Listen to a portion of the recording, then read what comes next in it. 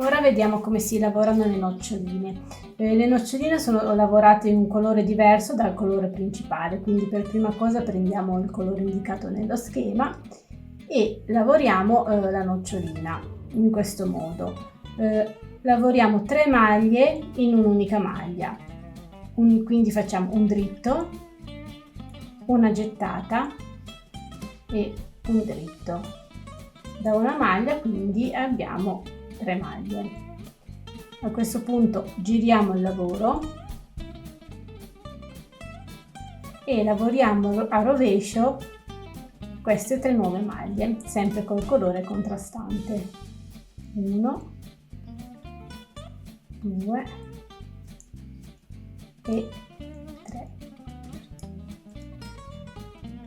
Giriamo nuovamente il lavoro e lavoriamo queste 3 maglie a diritto.